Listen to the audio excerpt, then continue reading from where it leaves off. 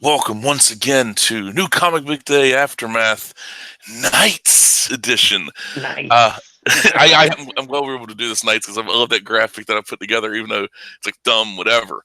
But once The again, graphic's joining me. always on standby. Well, yes, it's always on standby. Never know. Is joining me is my co-host, good buddy Matt Land.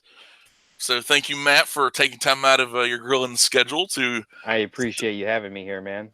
Well, I appreciate you joining, and though you left me holding the bag, man, but we'll talk about that in a Oh, second. here we fucking go.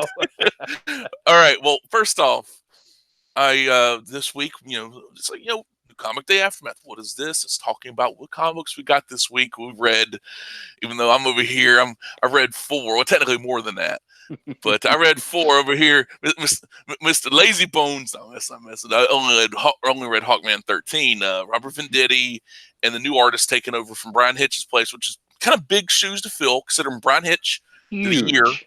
12 Huge. issues. 12 issues nonstop, which is insane for Continent Brian size Hitch. shoes. Has Brian Hitch ever done 12 issues without taking I like months? I don't think he ever has. I was gonna say I mean his level of work I think I understand, but yeah, I think this might have been the first. Yeah, I don't see why if art he can do it, what other artists can't. I understand you ain't supposed to compare yourself to other artists, or it's like you can't apples and oranges. But if one of the slowest guys in comics can keep a monthly schedule and do 12 issues in a year, why can't others? You tell me, I don't know. Yeah. But we had Will Conrad come in. Will Conrad, I was like seeing his name. You'd mentioned it to me, and I looked it up, and I'm like, his pencils and his ink work is really nice because I believe he inks his own work. And I looked at it, I was like, hey, this could go either way. Then I read this issue, and the issue basically boils down to Hawkman. In the past, he's always been reliving lives, reincarnation. That's Hawkman's thing, reincarnation. Well, this book boils it down to it's kind of a war with. I think it's called War Without End, and it is a war story dealing with Hawkman bouncing between the trenches of an ongoing battle that's been happening for hundreds of years. That nobody really knows why it's happening, and it's kind of like in some ways I'm like looking at the story. I'm like, I've seen this before. There's nothing really new about it, but the way Venditti was able to write it's like kind of reinventing the wheel. And this Will Conrad illustrating, I'm like, clearly it's like go from Hitch to Conrad. There isn't too much of a jarring thing because Hitch is his own style, even though he has arguably it's basically a super detailed version of Alan Davis's style. I don't. Yeah, I totally agree with that. I love Alan Davis and I love Brian Hitch. I can love both of them independently or together or separate. It doesn't matter. But reading this comic and looking at that beautiful art and the wonderful writing, and I mean, this makes me sound like such a wimp, but kind of got a little choked up at the end because that was. You didn't see that coming? I kind of figured, but it's one of the. Well, actually, no, I didn't figure. It's the journey. It's the journey. I think that's what's most important. It's getting to that point. Exactly, it's like one of those things. Like it just because. But what movies, what comics, like do you expect the bad guy to win? If the bad guy won more often, like where you can actually like, what's going to happen here? But like the Marvel movies, comic books, like the good guys normally win. Like unless you get something like a Killing Joke or something along those lines, or I'm not paying to see the bad guys win.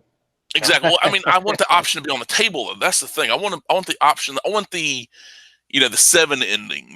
Or the movie Fallen. Did you ever see the movie Fallen? Denzel Washington. I know what you're talking about. Basically, I want something along those lines. Occasionally, I'm not talking once in a blue moon. So you're like, oh well, this could go one way or another. But that whole segment, the questioning, the futility of war, which is like, All Quiet on the Western Front. You have Paths of Glory, the Stanley Kubrick film, and it's very similar to that in structure and scope and just both Hawkman. And it was so well done. I mean, the art was great, the writing was great, the story, the plot was great, the dialogue, the character development. It felt like a bottle episode. It kind of standalone, but coming off a big storyline, we're giving something that's a little more contained, which I appreciated that. I did too. I like the because I'm expecting like when he gets there because there's old Star Trek series episodes where they go to a planet and there was a war and stuff like that. And that's another thing. It's like this has been done before, but if you do it right, it doesn't matter. And that's Venditti.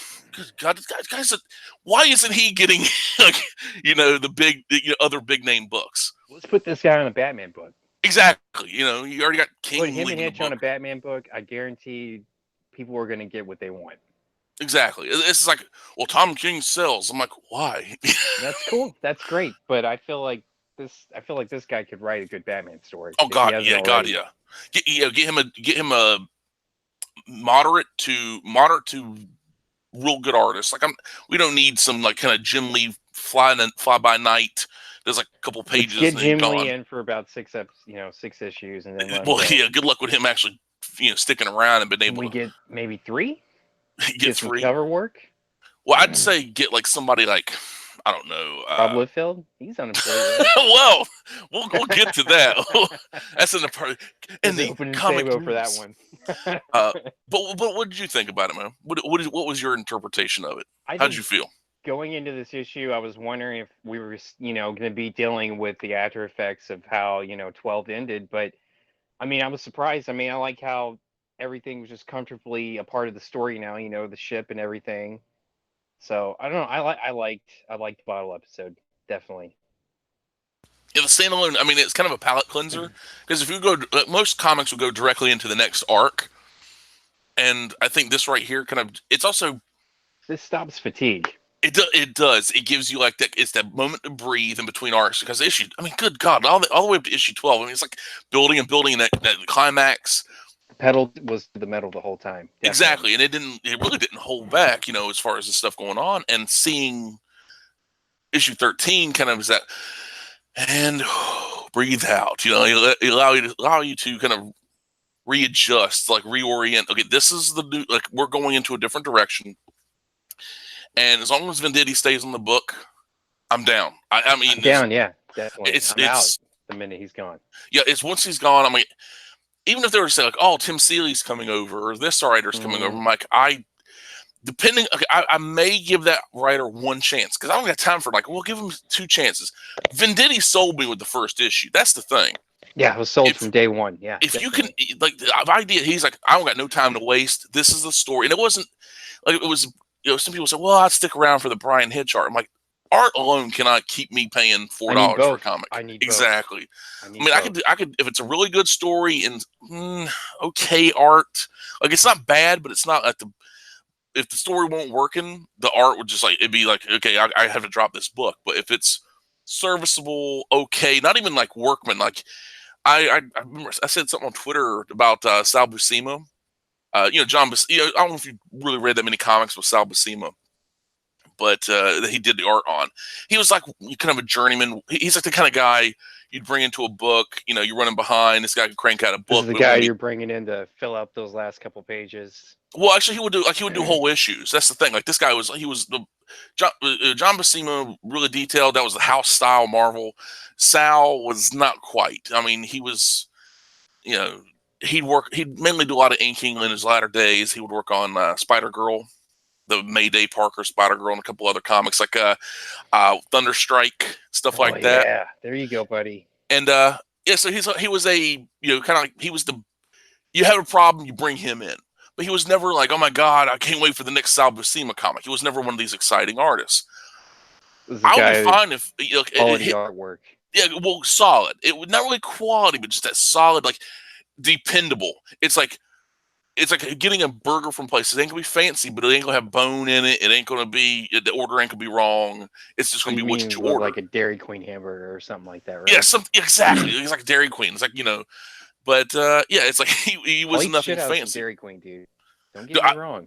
If you ever get a cookout out your way, I know that's probably Eastern Coast thing, dude. They have this thing called the Big Double Burger. It's like 2 quarter-pounder patties. In Texas, I think that's called the Belt Buster. But here, I think it's just the double patty. Yeah.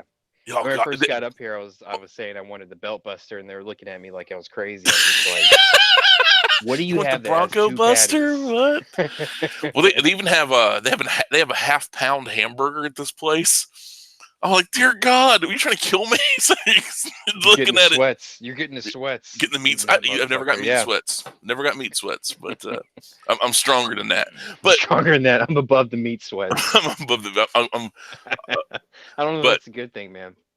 I don't know. Maybe somebody's saying we don't have time for it. We're just going to kill you I ain't quicker. got time to sweat. but even if they bring in like some a lesser artist on the book, as long as Venditti's writing, I'm down with it. But if Venditti leaves, I'll give that depending on who the writer is. I might give it I give him one issue. It's like you got one issue to hook me. If it's 5 him, issues to I'm pair up dropping it in what a you're heartbeat. doing.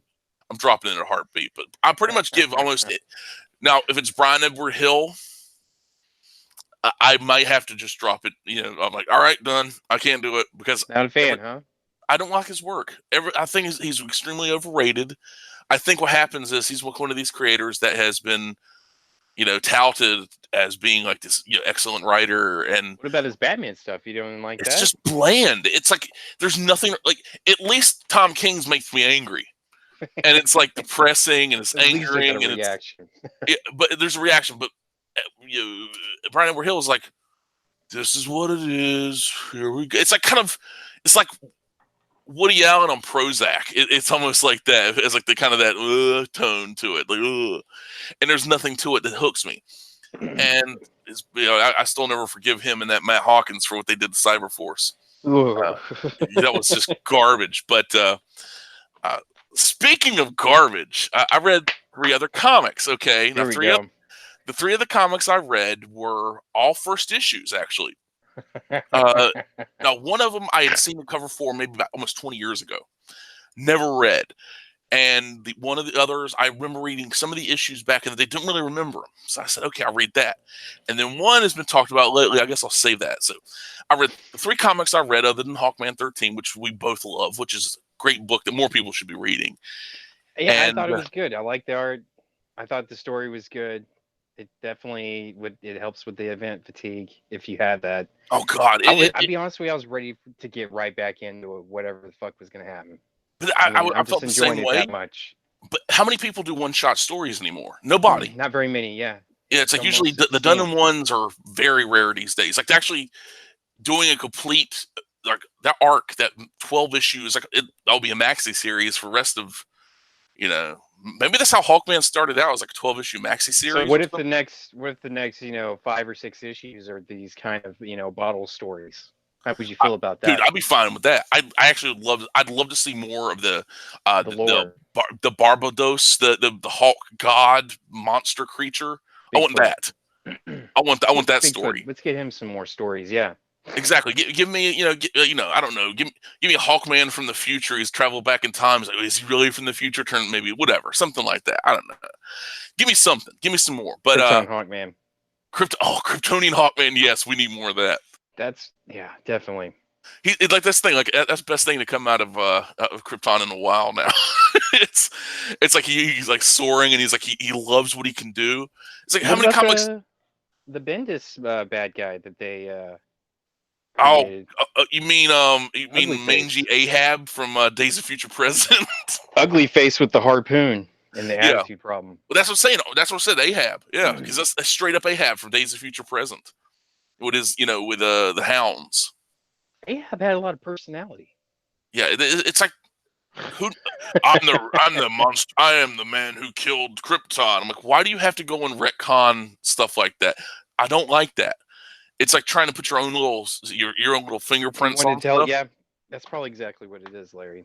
His own fingerprints on there. Kind of like his own fingerprints on Spider-Man and Daredevil, Well, you know what? That's exactly it. Like, look what he did. He's like, I had to create my own Spider-Man. He wanted to ruin Spider-Woman with the whole Jessica Jones stuff. Do everything to Spider-Woman that he wanted to do that he did to Jessica Jones.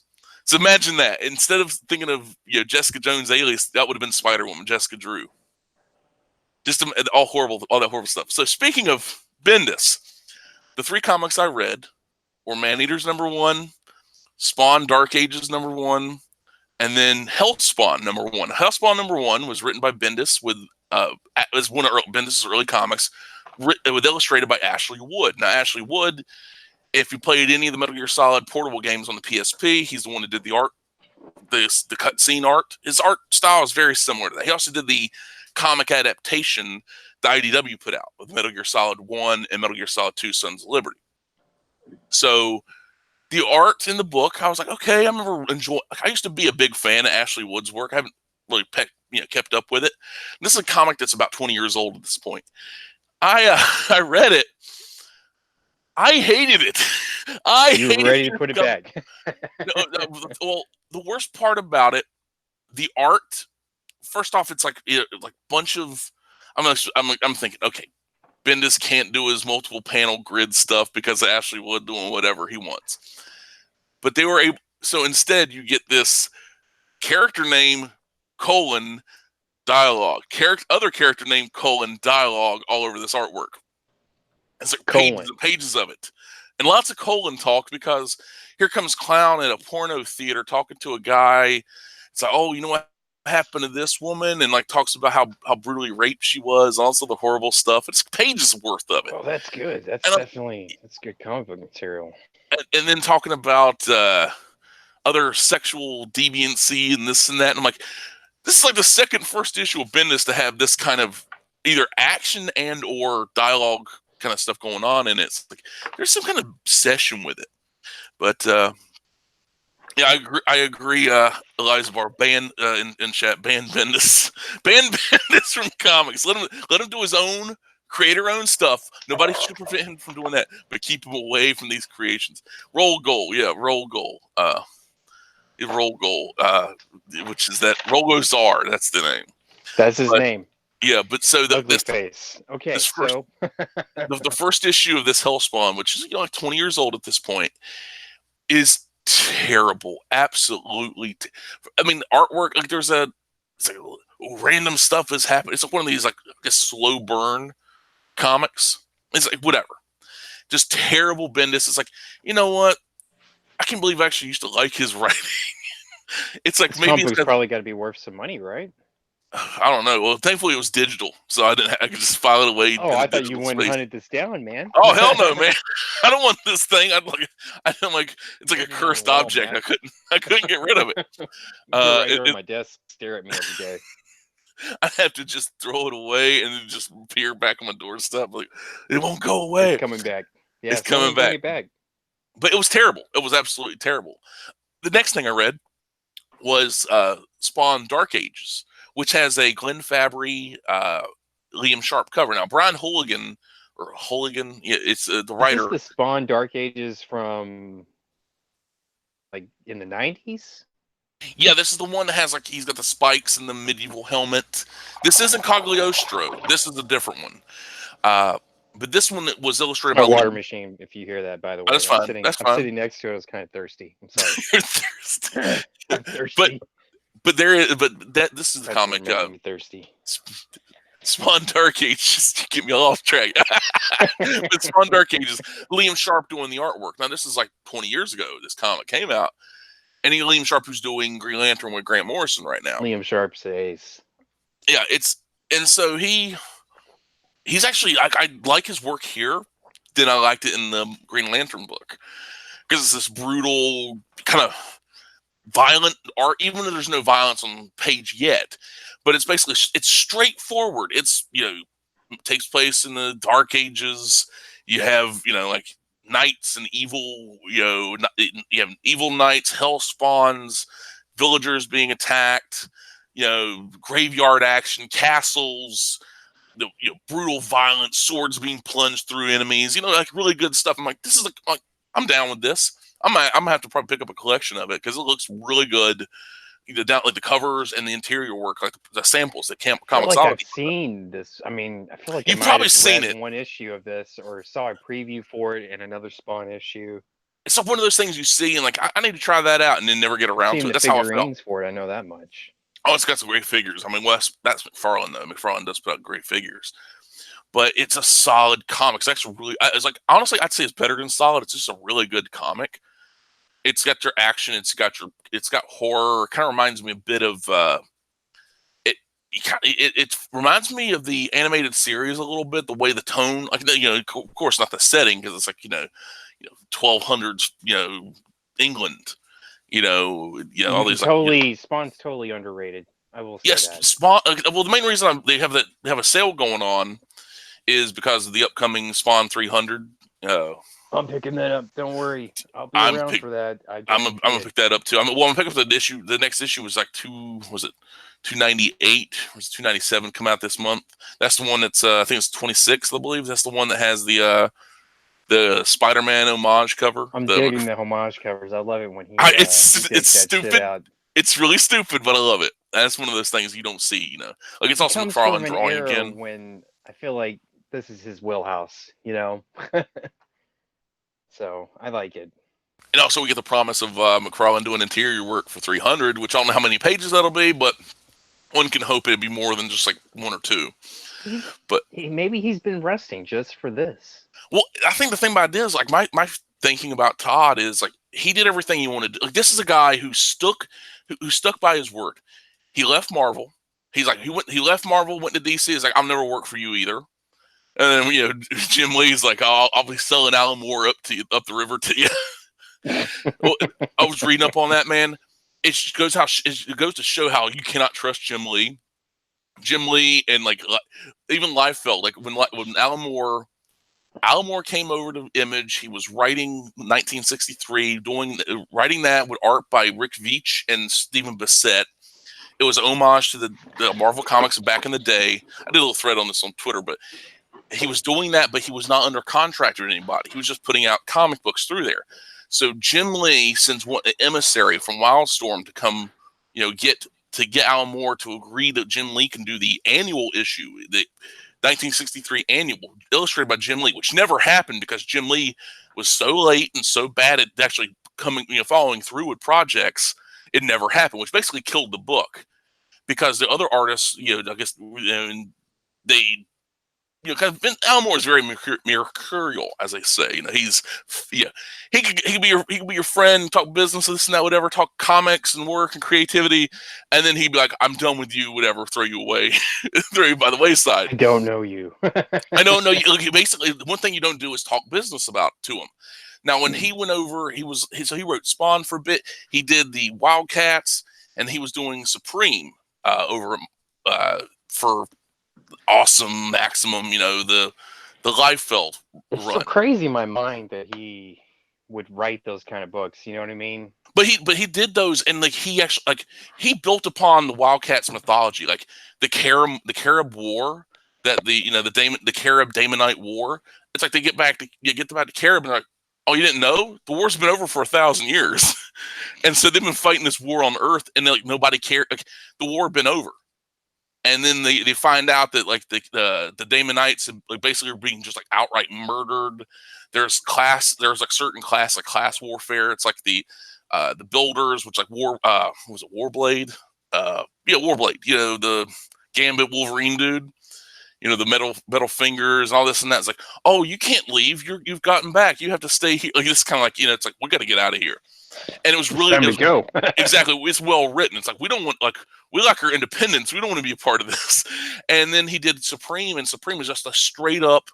What if Alan Moore did Superman? And like that's in the 90s. That's when Alan Moore was like he got this after the whole Watchmen Batman Killing Joke editorial was like, yeah, I'm just going to do.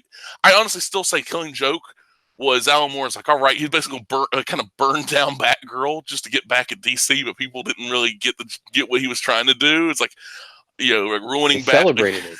They celebrated. It's like he's like taking a dump all over Batman and Batgirl and Joker and all this and that, and then they're like, this is great. And he's like, he's like, that's crap. Don't pick it up.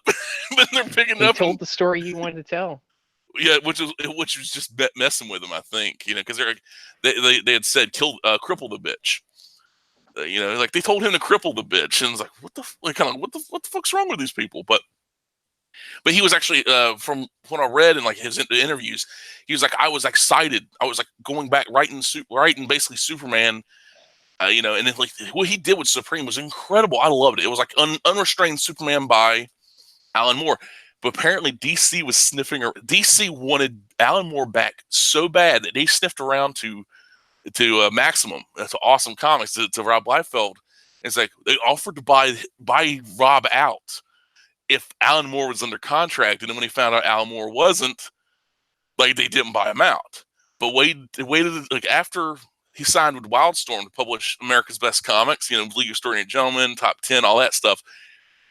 Then Jim Lee sells to DC, and he's a long-term contract. So Alan Moore can't get out of the contract, which means Alan Moore is back under DC's roof after he swore I'd never work for DC again, and basically Jim Lee sold him out. It's like a Vince McMahon move. That's a straight up Vince McMahon move. And then it's like, well, here's because he don't, Jim Lee and the editor Scott Dunabier or whatever didn't want like Alan Moore to find out. They basically flew to England, and then like they basically came to Alan Moore directly, and he's like apparently walking there with a cane, his little snakehead cane or whatever, and they thought he was going to attack him with a cane. He's like, you probably should have. And leave, dude. You probably should have. He's like, but yeah, it's like, you can't trust Jim Lee. Don't trust Jim Lee. Don't believe his lies. Put him and Tom King in the same photo. But they already are, man. Yeah, they are, man. Like you can't, started at one issue of Wildcats with Grant Morrison, did one issue, and that was it. You can't trust this dude. But yeah, it's like whatever. But so I read Hellspawn. I read the Spawn Dark Ages, which is great. It's on sale right now, 99 cents an issue on Comixology. Can't really go wrong. Then I read Maneaters by Chelsea Kane. Now, Maneaters, for those who don't know, is a comic that it's okay. The best way I could describe it, it is the movie Cat People, which or whether I'd say more like the '80s version, the one with Natasha Kinski and what's his name? You're talking about this is John like they look like they're human, but they act like cats. No. They turn into cats. And Cat People, they turn into cats. Like, and this, it's like cat like people. The green eyes, right? No. This is like straight up just big cats, like panthers, like were-panthers. I'm trying because I feel like I know what movie you're talking about, but maybe I'm thinking of a different horror movie. This is the movie that has the David Bowie score at the beginning. I've been putting out the fire with gasoline. Then we're gonna get a copyright strike for that. Yeah, Malcolm McDowell's in there. Yeah, Malcolm McDowell is the man cat. But it's a great. It's the best thing about it is the opening sequence and like kind of the mythology of it. They used to sacrifice villagers to cats and their spirits and this and that, whatever. And it's really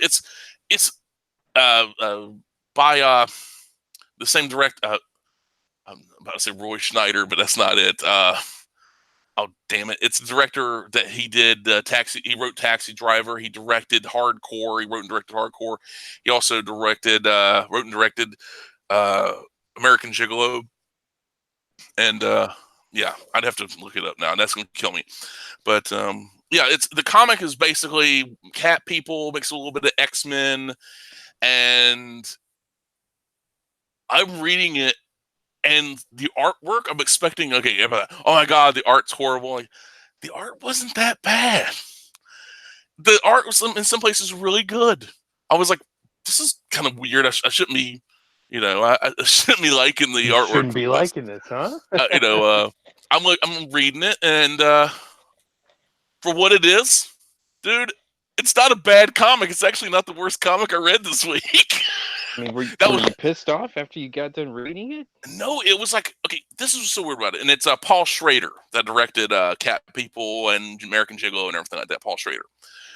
Basically, what basically what it is, Maneaters. Cat People. With Maneaters, it basically boils down to, I was expecting, they do talk about smash the patriarchy and all this and that, which I find hilarious. It's like, okay, so you defeat all men, you destroy the patriarchy, what next? I know how literally catty women can be, and how a lot of women I know, like, they won't say it to other women because they know like they'll use it against them. It's like, she's a real bitch. Like, this is like, what is this? Like some soap opera? But you hang around. I worked majority of my life working around. I'd work in security. I worked around women. That was like 90% of the.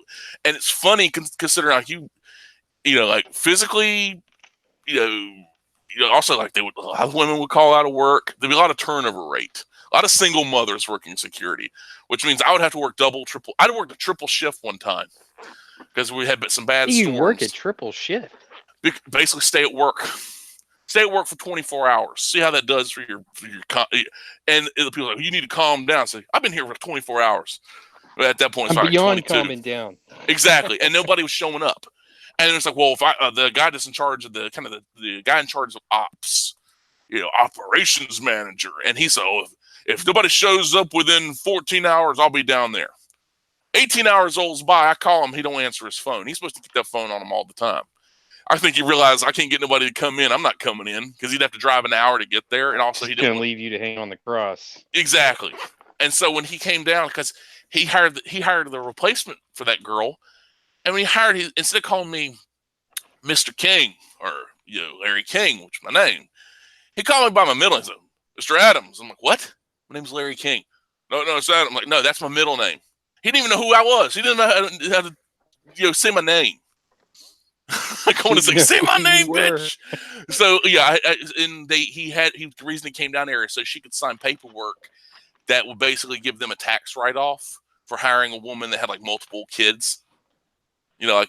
Basically, taking the burden off the U.S. government. So yeah, so she lasted a good 3 weeks until she up and quit on us. So yeah, these people suck. But that has neither here nor there, I guess. But it boils down to people, the toxic plasmosis turns into something called toxic plasmosis X. It mutates. It causes women that menstruate to turn into were-panthers and attack people. And they even show, they don't show the actual attack. They show like the allude to it, which is, the Jaws kind of thing. There's where cat, like somebody's like knocking on the, this girl's door. Honey, okay in there? And she comes, they open the door and there's a were-panther and it kills the mother, kills the father, and even kills a little child. So basically the U.S. government's like, we need to start putting estrogen and other stuff in the water supply to prevent menstruation because it's causing so much of So basically we got a like a mutant situation, like an X-Men with the tail. Kind of. It's and then under the moon they turn into the big ape. Kind of, sort of, but those tails off, or but much more brutal. But much more brutal than that. Sounds more brutal, yeah. Yeah. What's up, Larry Adams? Yes, thank you, Elizabeth. But the comic boils it down. But I'm thinking it's like we all man-hating this and that with the title Maneaters. But the book starts out, there's a little girl being raised by her father. Father got divorced, and he's like this kind of dressed kind of goofy. He's got his little bicycle shorts on, this and that, whatever. He's bicycling into work, but he turns out to be a homicide detective. And I'm thinking it's a single father a divorced father taking care of his daughter. What kind of messed up? Because usually the fathers do not get rights, to get sole rights. And they didn't, to my knowledge, when I read it, I didn't pick up any hint that is like, oh, he's just having her for that weekend. It was like, no, he's got sole rights to this child. Like, what happened? They didn't say the mother died. If they said the mother died, that's one thing, but it's divorce. She was the were-panther. Yeah, well, she eventually, at the end of the issue, like, it's like, she's going to become one. That's kind of the thing. But so I was reading it, and I'm like, if it was all like man hate, it would have been like much more easier to like process. Like, it was like, my father is horrible. He tells me, like, and it's like, he tells me what to wear, tells me I can't wear this, tells me I'm too old or too young to do that, that kind of stuff, which what parents do. Doesn't matter, boy, girl. I mean, there's, like, son, you ain't going out there dressed like that. Hey, you ain't gonna be, you're too old for that. You're too young for that. That kind of stuff. And I was expecting, like, and I don't get why would people be upset about a creator-owned book. If you don't like it, don't, it's one thing for the creator to fucking buy it. Exactly. But as a non-creator of that property, I can say, it's like, why do you buy something to be angry? It's like, but people want to be, it's like, all these people talking about it and her being run off Twitter because of it, which I did, like. She's been ran off Twitter before, right? Yeah, she ran off Twitter after the whole, feminist agenda thing. But this is, I was expecting like a horrible comic. I'm talking horribly written. It's an intriguing concept. It's like, okay, so you got half the population that's basically also no ovulation, no children. It's kind of it's almost weirdly Children of Men kind of concept. It's like they're not apocalyptic yet, but they're getting close to pre-apocalyptic. And the fact that They're half the on the population, edge. because there's like a part where there's like random, kind of not really random, but they basically like take no chances. Like parents pointing their guns at kids and like basically putting them in shackles and sending them off basically to a concentration camp. Because if you could, like, why take the risk of this thing where it's like it isn't like a little kitty cat that might scratch at you and run off. These things like brutally eviscerate people. I'm talking tear the hearts out of people, eat throats out, brutal stuff. And I'm expecting, like way too ham-fisted. It's ham-fisted to a degree, but at the end of the day, it's her comic, and she can do whatever she wants. It doesn't mean I have to read it, but there's some very interesting stuff going on there, and there's some. I'd say about 70% of it has good. I even say good. I'm not saying great, but a lot better than some of these comics I've seen lately. Dear God, I read a comic. Larry, hearing all this, and I've read I've comic. only seen people talking shit about this for the Well, last couple if days. they hadn't talked so much shit and they hadn't made such and I kind of, even though clearly she can't handle criticism to a degree, I can handle criticism to a degree publicly, and I saw what was coming her way, dude, and it wasn't cool, man. Well, that's the thing, but I don't. That whole idea, it's like how do I say this without getting like banned from either Twitter or YouTube? It's like, imagine fighting for. Okay, there are women in the world, and even to some degree, women that get treated unfairly. I think there's people that get treated unfairly more than that. It's not just men, women, but people in general.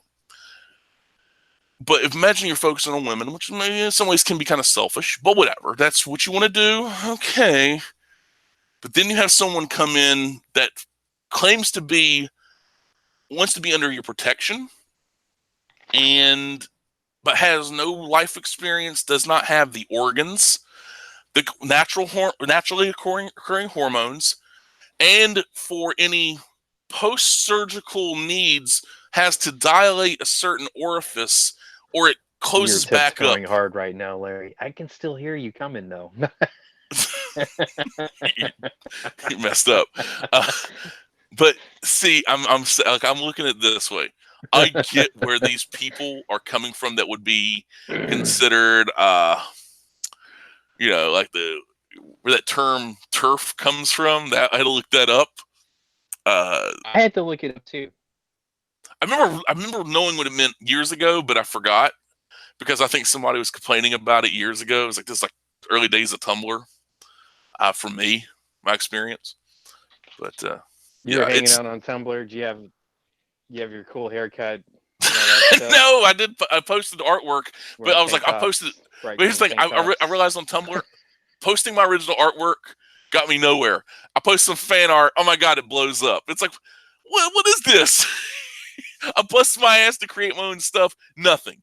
Some I don't care about what you're art. Creating. I want you to draw fucking Spider-Man, dude. Exactly. Dude. Yeah, and that's the thing. You can't like Eliza Ward. It's like it's time that the trans individual ran her off Twitter, and yet they still have cat. Yeah, exactly. In the book, they still have cats in houses, but basically they say that if you change the cat box, basically been anywhere near a litter box, and or a kind of a sandbox. Like anywhere a cat could be, you're basically infected. To me, it's like you're already infected. There's nothing you can do. So it's like, why not? Like the idea that they hadn't gone around and just killed all cats, or just like exterminating cats in general. Not all cats, Larry. But that's the thing. I see this. Elasbar is right. Like I thought the same thing, but I was thinking also it's like they're like, screw it, we're all infected anyway. We're screwed anyway. Basically, it's like, why not embrace it? But yeah, it's really. It's so bizarre of a concept, but it works. It kind of reminds me a little bit of Planet of the Apes, like with the one where Conquest Planet of the Apes. That's the one where an older version of Caesar. He's like, he's like acting like he's a pet, but even though he's well read and educated and he speaks like, "Well, this is my ape." He's my ape. It's like, this is my cat. This is my whatever. Because they had to kill all this disease, killed all pets. So that's why people have apes as basically butlers, and I was expecting it to be horrible, and it wasn't. And I'm kind of confused because it's It like there sounded are like it something. was someone was brave enough to get out of the box and kind of write their own thing. And honestly, it basically is. It's like it still has the whole smash the patriarchy stuff, but it doesn't really. I don't really believe that. I mean, in general, I don't believe it, but it just seems like almost like it was thrown in there. It's like, hey, look, tits. That's it's like the equivalent of that for that community. Smash the patriarchy, buy my comic, that kind of stuff. Because it's like I was expecting the father to be bashed or the father to be like beating his daughter or something horrible. There wasn't. Maneaters is a prequel to Planet of the Apes. Actually, That is probably interesting. that would be interesting. But yeah, it's like Planet of the Cats. So eventually we'll come down to the fight between the ape and the cat. I give my money to the ape. The ape can pick So up a who's gun. going to turn into the bird? Oh man, but I didn't hate it. I actually now if there was a deep discount sale or something along the lines, I'm feeling like it's how I wouldn't put it past Image to drop the book. I wouldn't Because be of the controversy? Yeah, it's like you got to think about this. It's these books don't make that much money to begin with. I mean, like especially the creative team is like 5 or 6 people, and she's got to pay those people out of pocket before sales because they don't get after you don't really that's another thing about independent comic books. You were paying out of pocket first and foremost. I was looking at like, okay, I'm maybe trying to because I'm working on a comic, and I was going to do it through the Alterna Printing Press Partnership Program, the PPP, and get it printed on newsprint. It'll be 40-page comic and everything like that. It's still going to be 40 pages, but for me to go through with that, because I have an issue with I got to make sure the lettering is live. This is another thing the lettering has to be live and active above a layer of the artwork, which means that when it's printed, it's like printed properly and everything like that. I'm so used to the old school way where it's hand letter because I got some Colleen Dorn pages. I got some old, well, not old, but they're Alex Saviuk illustrated Spider-Man daily comic strip pages from like newspapers. It's actually one with Mary Jane, so I was like, oh, I can't pass this up. It's a beautiful Mary Jane illustration. But the lettering is hand lettered onto the artboards. Now, because of digital and this and that, you can't. I don't even think you could hand letter comic pages anymore because it has to be a separate layer. Huh. Even though it makes no sense. It's like you used to be able to do this for decades. Is that maybe an editorial move? Maybe possibly in order to edit the wording or whatever. Possibly, or it might just be the way the printing is done. I don't know. Like I try to wrap my head around it. I just can't. But I've had it's like a fail-safe move. Yeah, So it might already be being on there now. It's separate, so if, whenever the editor does come across the editor's table or whatever, he's just like, "Well, this is fucking garbage." Well, I think it's also because of the printing, the program and Probably the what it program is. in I'm general. probably Because a lot of taking stuff is tinfoil printed hat. digitally, but there's a lot of stuff still printed, like the machine printing, and I think that's what Alterna uses on their newsprint. But I think the Marvel stuff is probably Marvel DC, that glossy stuff, probably digital printing. I don't know. Maybe it's actually That traditional. newsprint paper is pretty expensive, man. Oh yeah, exactly. It's worth more than gold. Which and there was some concern troll like I don't know if you saw it today, but I don't know if Elijah, I don't know if you're still in the chat, if you saw it too. It was hilarious. This guy, he was concern trolling Peter and Alterna, and like he's like, I encourage Alterna readers to look for quality comics and seek out new stories and innovative ideas, and not just what's affordable and it's on newsprint, what's cheap and the on angle newsprint. here? And I'm like, this guy's trying to bait somebody into something. Like it was like so obvious, and it was funny because it's like this That's guy, trap. like That's what that sounds like. it's that's bait. Use the Fury Road gift. That's bait. That's bait. Yeah, that's And definitely it. Yeah. but I think about this. I replied to him a couple times. Never no response to me because I was just like being. You're not sparring. You're not Yeah, doing I'm it not. right, But that's the Larry. thing. It's like I'm not sparring material. It's like I don't know. Maybe I was delivering a little too many little too many haymakers. But he was. Too many haymakers. I don't They know, didn't man. even show up to the fight. No. Well, it was like Let's chill out in the this parking idea lot. of it seems like, why would you? Like, I'm out in the parking lot waiting, and he's hiding, trying to find a back door out, back He's door trying out of to there. sell T-shirts out in the parking lot. But I don't know I don't know what his angle was, but I did notice his page. He had a lot of like talking about robotics and AI and this and that, whatever. And I'm like, could he be an advanced bot? It just kind of, he's like That's some not good, man. Terminator. But yeah, it was so funny to see this guy just like if here's the thing, if Alterna, everybody's like, oh my god, it's $1.50 newsprint comics, I must buy it. It's like that's I was like, I boiled it down. My first response to him was, or to this bot or whatever, that comics in general, where you're talking $3, $4, $5, if not more, on that glossy, sticky paper, the ink never dries, and that's not a joke. And the fact that people are shocked, because comic fans get screwed over so much. The readers in general get screwed over.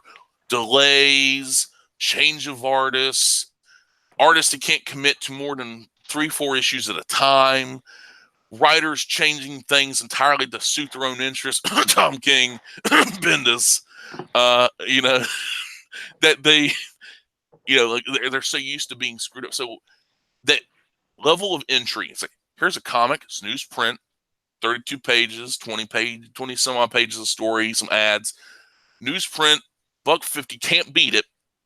Give it a shot, because when you're paying $4, your expectations are so much higher. My Honestly, expectations are like out towards like Mars most exactly. of the time. You better deliver. You better deliver with that comic. You bought books today that are guilty of these things. Yeah, this guy Eisbar is great. Need to check Eisbar's channel out. Good dude, very good dude. But yeah, it's funny to see, these people, like, if like there's so much, like, it's almost like embarrassing how, like, oh my god, I love this comic and this and that, but it's like, I think you can more easily love. It's like this idea is like, well, you got to compare this $5 comic to this $1.50, this $5 glossy stock comic of this major corporate IP that's been around for 70 years. You got to compare it to a creator-owned comic that's $1.50 with newsprint interiors. And like, you got to compare it, quality and this and that, whatever. It's like, ignore the price. I'm like, no, I can't. It's like, that's $5. Whereas this is $1.50. I could buy like 3 of these for that much. And it's like, also, like, it's a creator owned. I know the money's going to that creator. I know that money is going, that, because it's like, people don't realize creator owned works, they don't, it's not like getting paid up front, like the page rate thing with that prick, that the Brett, whatever his last name is, You talking about Jim Brett Lee's Boone? no Jim Lee's fart catcher, Booth. Brett Booth, yeah. Yeah. Some of his artwork. It's like, it's like one of those things. He is, where he had What all an these asshole, though. he had all these Rob Liefeld knockoffs. He was like, it's like Jim Lee if he was drunk. that's Booth's artwork. What And book is Booth working on right now? I think that's nothing, because like, remember they were talking about how he want to do crowdfunding and this and that. People were talking about, you need to go to Alterna, and he's like, I'll never go to Alterna. And his bitch of a wife, hey, screw it, hey, Holy bitch. shit. There you go. He's an asshole. She's a bitch. There you go. There's a little combination. Wow. Like my likelihood of me ever working professionally. Like, well, you want to say that? Fuck him. You know what? Fuck him. And it's like, maybe the Here, reason I he's thought even, he just was worried about all the newsprint paper being wasted. like, well, that's another thing. Him pulling this shit. It's like, they were trying to drag Peter's name through the mud, and it's like, it isn't real. It's like, it's just like, you seeing somebody like Peter busting his ass actually doing something, and you got a prick like Brett Booth. What's his claim to fame? Huh? Backlash, the fucking shitty black and white Gambit knockoff. Like, if Gambit and fucking, what is his name, Grifter from Wildcats had a bastard child, it'd be Backlash. It's like, oh my god, I can't wait for the Backlash cinematic universe. Ugh. Is that really coming? Who knows at this point? Did you just speak something into existence? I pray to God I didn't. But seriously, later, it's cease and desist, Larry. You're talking about. I honestly say, like, works. the only reason Booth, like, even had a career is because of being friends with Jim Lee. This is a guy who, like, hey, I'm done designing the main New 52 costumes. Hey, Brett, here you go. Put a half printed out dot matrix S shield, tape it to Superboy's back, and give him sleeveless shirt with a dot matrix style halfway, like if the ink's running out, Superman S shield tattoo on his shoulder. What is this shit? Over designed garbage from a That's hack pretty good, fucking dude. artist. Dude, you just rallying me up, don't you? And, oh, you're This sounds welcome, pretty Eliza good. Bar. You're I'm gonna welcome, have to man. get on the internet and look some of this shit Don't up. you do it. Don't you do it. Where But can I throw some money? I do find it funny that his wife was like, these fucking people. Like his wife got, because she was like, I guess just being so much of a pain, got kicked off Twitter for a bit or suspended or something like that, or put in a timeout. And everybody's like giving condolence tweets to fucking Brett Booth. It's like it ain't like she fucking died.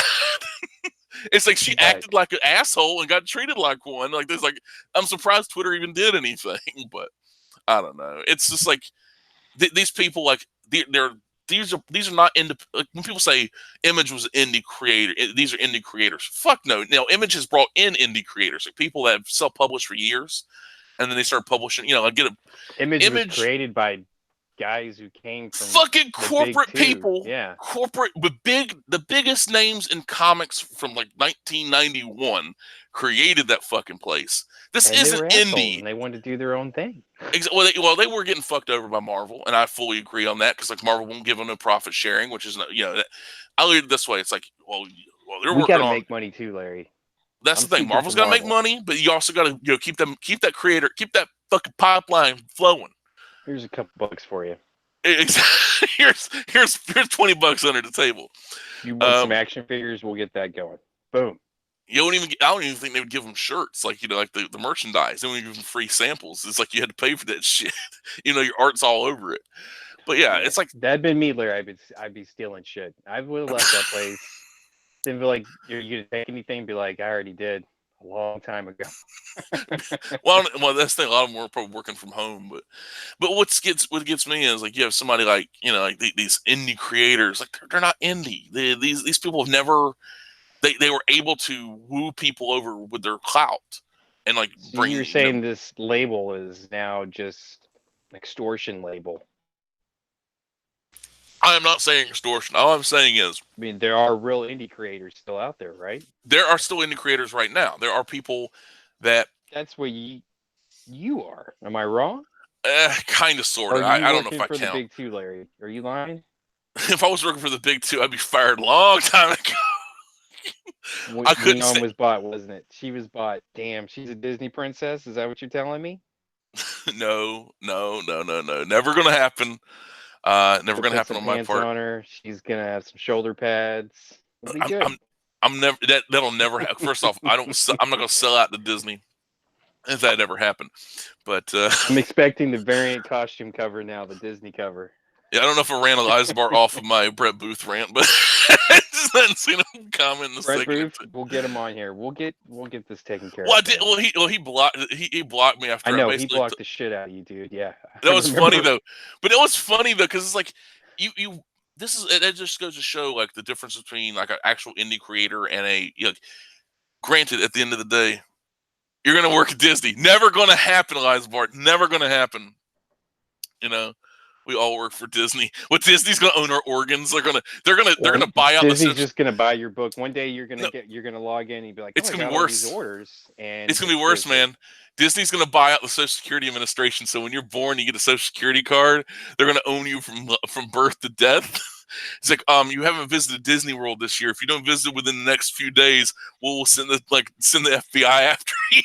And you're paying for it. Oh my god! But no, it's like when I look at it. What was I going to say? I totally lost my train of thought. He's thinking about working for Disney. It's okay, man. No, never do it. Fantasizing about it, sitting around thinking about the shoulder pads and the pants look. Quit it, stop. No, no, it's just funny to see these real indie people. Like they don't realize that, there are people out there to bust their ass. They got people say, "Oh, the big three." It's not the big three. Image, is not the same as Marvel and DC. Now, sales wise, market share, it is the top three. The top three is Marvel, Image, DC. So you're saying it's more of the Doc Holiday of the group. Not really, because it's like Doc Holliday wasn't a confederacy of individuals. It's like, in the movies where you see a bunch of little kids, like three kids, get on each other's shoulder, put a trench coat on, and get into the movies or something. That's what Image is. It's a bunch of short people and/or kids sneaking in under one coat. The coat is Image. And, well, I mean, when I say Doc Holiday, I mean this is a guy who can run with the best of them, but at the end of the day, he has his own agenda. Yeah, well, it's kind of like that, except if every little bit of tuberculosis and Doc Holliday was a comic creator. I was gonna avoid that. I'll be a Huckleberry. I'm still angling for the Disney contract, so I'm trying to walk around that one. See, that's the thing. You're playing with Disney for Disney Interactive. You bring that back. Bring the little video game division back. You be in charge of that. But you'll get fired for trying to push the Raspberry Pi on everybody. I don't want to do that. I'm trying to keep that a niche thing. I like it the way it is. Yeah, you want Disney to buy out Raspberry Pi and do all that stuff. Yeah, I'm gonna be screwed then. But I'll just sell them your idea. Don't you do it. She'll become a brunette and we'll be in the past and not the future. It'll be good. We'll call it original light bulb. There we go. I like it. What were they called? Man. I'm never going to let that happen. I'll fight you for that. I'll fight you IRL. But no, it's you pull it down, but you gotta treat these creators properly. I get that to a degree. Like there's certain, like the whole idea, like when I say to a degree, I mean the idea of unionizing comics is a joke. It's such a niche now that even though there's a lot of money coming into the industry affiliations, we're talking movies and tie-ins and all that kind of stuff, toys, shirts, merchandising. Like the idea of that gets back to the creators, though. That's the other thing. It really doesn't. And it boils down to, it's like you have the idea of unionizing comics just allows political power to one party, which would be the Democrats, which, like the idea of, like, I saw the IBW, not them in general, but I've seen, like, my dad was a member of International Brotherhood of Electrical Workers for many years. And I see, like, they donate to these politicians and this and that to help, move things through so they can get, much more friendly for union jobs. And I get that to a degree. But dear God, eventually when you realize that they're not helping you out, that they're kind of pushing, let's say third world labor, be polite, maybe be politically correct. Unions are situational. Yeah, unions are situational. If you want a place, because what happened is there was a hospital, allegedly, I'll say allegedly, because I have no proof of this. No physical proof. I was not there. I've taken word for it. There was a hospital neonatal wing. They were doing construction. Now half the wing was being worked on by the union workers. The other half was non-union / scab workers that had maybe 2 Caucasians and a host of third world laborers. We'll put it that way. The third world laborers, eventually 3 of them hurt themselves the same day. They did substandard work to the point of their contract was pulled, and their contract was, kind of, enveloped, given to the union workers. And so they were able to basically double the workload, double the amount of workers, and able to get the job done on time without worrying about delays, because it was like a neonatal ward at a hospital. So the idea that you're hiring unskilled workers, they're just like, do this, do that, and didn't really speak the language. That's kind of scary to me. That you being put in charge of a neonatal wing of a hospital, that your child's life, your very vulnerable child's life is in the hands of, because electricity, because of the machines, you got to think this is electrical work, that is in charge of people that don't speak the language and or don't have papers. There is a element of danger. That's exactly it. The danger is there. But the idea of unionizing comic workers, that comic letterers, colorists, pencilers, inkers, writers, all that stuff. The companies just take better care of their workers. Well, yeah, exactly. Like DC seems to be somewhat take better care of people than Marvel does. but at the end of the day, you don't own anything. You don't have, and also you don't really have an incentive to advertise to promote your creator-owned work. I mean, your DC, Marvel, whatever, non-creator-owned work, I should say. But Elizabeth mentions the repogenic opera. Disney will own your internal organs, and if you fall behind in payments, they'll send Repo Mickey to get them back from you. Good luck. I don't know if they're in that great shape. No. Like Matt's up there chain smoking, drinking whiskey. Come and take it. Come and take it. Yeah. It's like poisoning himself up. See this fat gut? See this beer belly? That's distension there. But it is funny to see, like, there are more creators out there actually pushing their creator-owned works. Like, that's one thing I love about the alternate creators. That even if I don't love their book, I mean, I've never hated an alternate book. There's been ones I just didn't care for, and it's like, that's fine. It's like, so you're saying maybe these books that they're doing is more of a gateway to the greater body of their work, so you are more encouraged to check out other books that they've done. Yeah, for the most part. And I look at it also like they're also public. They have to publicly promote themselves. They're not. They don't have some in house ads, or they don't get paid up front. They have to actively promote their books, get the books out there. And if all their books were about like the guy was saying, like the whole all you talk about is price and newsprint. Well, if it was all about price and newsprint, and everybody buying newspapers, because newspapers are about the same price as alternate comics and their newsprint. But nobody's buying newsprint because nobody cares. Newspapers, because nobody cares what's inside the papers. But the idea these comics are on a secondary market. These comics are going for pretty, when it's going for more than the cover price, that's a pretty good sign. And some of them are like, because they're limited print You're talking runs. like eBay or something like that. Yeah, because like a lot of them are out of print. When they come back into print, because I mean, it's that I'm not a fan of collector markets, but part of me is like, you know what?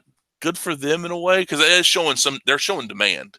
If it's just sitting there collecting dust, it's like, Brett Booth, what's his most valued comic? Like what? I think the most valued comic I could find that Brett Booth did was the 0 issue to Wildcats. But it was collected with the Wildcats compendium, which is the first 4 issues of Wildcats in a trade paperback. It's basically a Mylar bagged trade paperback with the 0 issue inside. I think a card. And it's like $15 is the most I found for it. Like a moderate price. So you got $15, and that's mostly for a Jim Lee thing. That's breaking the bank, man. Breaking the bank. You get enough of those, you stack them up. You got a little money. We're gonna turn them in and put yourself through college when you're like 80 years old. I have like 50 of them or something like that. Try to cash in down at the Walmart or whatever. So Lazar, you didn't like Unit 44, like you probably disliked. So you disliked it. Okay. I'm just saying for myself. But I can see that being the case. Like for other people to be like, yeah, I really didn't like this. Like even the now. I don't think they're I haven't seen any advertisements after their wonderful move at distancing themselves from Peter, which was just pathetic in their part.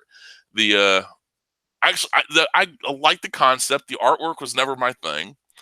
But it's like one of those things. Like I like the concept. And you know what? They seem like nice enough people. Seemed be the very paramount word. Was the Amazing Age creators. Okay, good to hear that Unit 44 number 3 was better. But Amazing Age, I like the concept. I like the concept of these kids. It's kind of Goonies, Stand By Me like. Group of kids that were friends when they were younger. Now when they're like 7, 8 years old. Now they're teenagers. They've grown apart. They had these comic adventures. They wrote there's a comic written by their friend. It's like, oh, we're superheroes, and the actual superheroes show up like, we need your help. And I was like, I like that concept. That was actually kind of fun. And it turns out they're like, they had to make a show of it and everything like that. And like, where are they at now? I don't know, but it probably ain't nice. It's like that's just a bad way of doing business. And at the end of the day, comics are a business. People say, oh, you're making my dreams come true. At the end of the day, you're running a business, and treat it like a business. This isn't genie bottles. This isn't, Yeah, Jeremy Massey and friends. You know, and I remember that before the whole thing came out. The worst thing, I met that crew at Heroes Con last year, and it seemed nice people. I did ask the colorist. I said, about the whole Comicsgate thing. I said, and I was like, people are people. It's like, I was like, I don't agree with a lot of these people say. I don't, I'm like, I agree with some of them. I agree there should be accountability in comics and stuff like that, and I think that should be a focus. It's like accountability for all comics, not just Marvel and DC, but for all comics. People are late, call them out on it, and this and that. And then she's like, oh yeah, a little bit like that.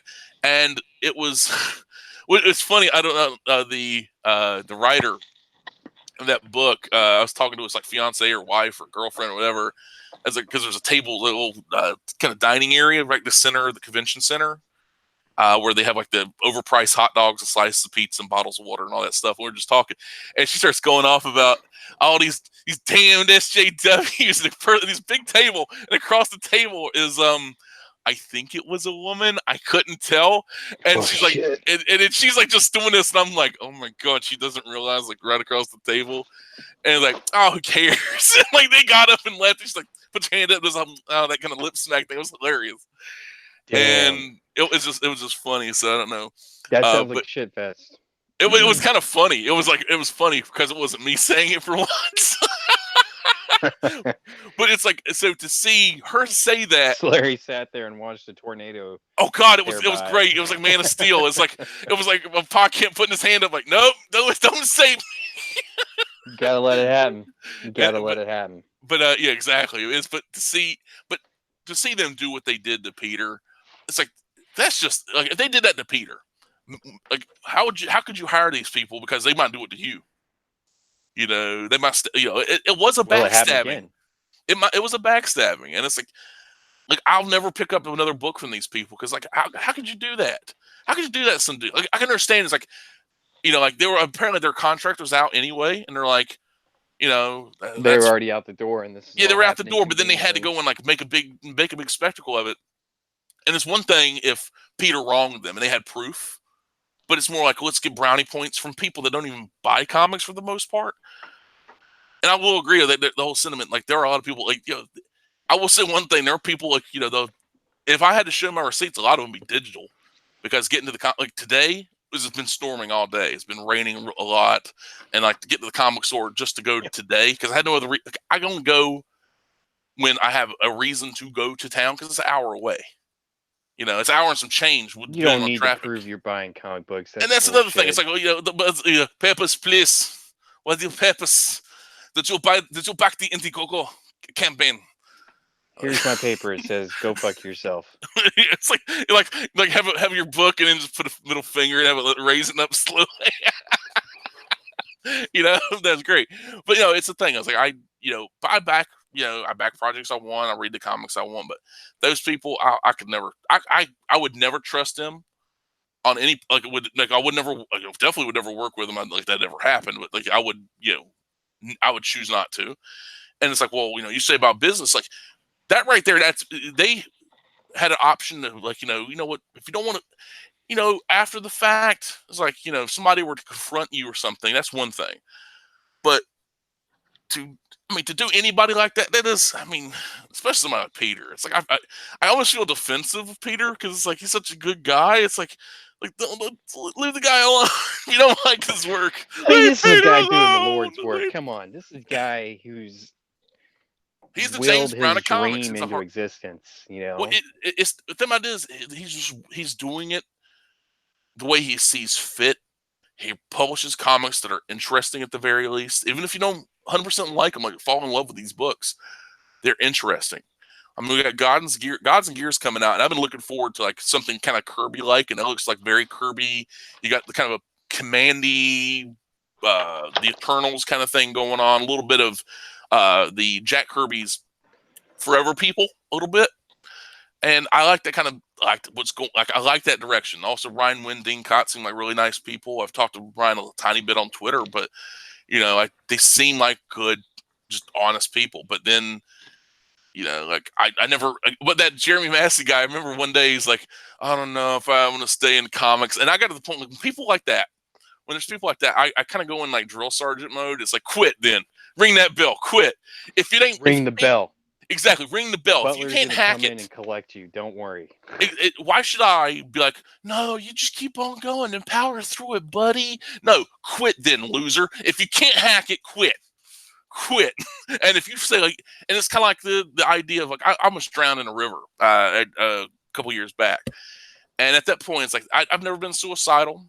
I never, you get depressed, you get down blue, all that stuff. But I'd never been suicidal. Like, if I ever had been, that would have cured me because I wanted to live. Damn it, being drowned by nature, beautiful nature. That's the worst part.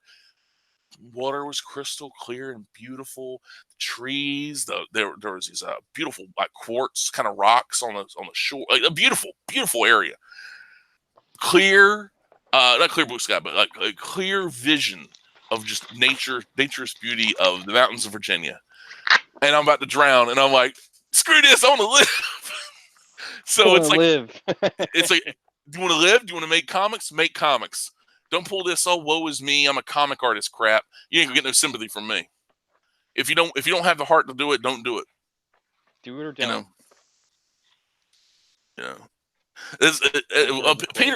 Peter's funny like that. Peter's a fun dude.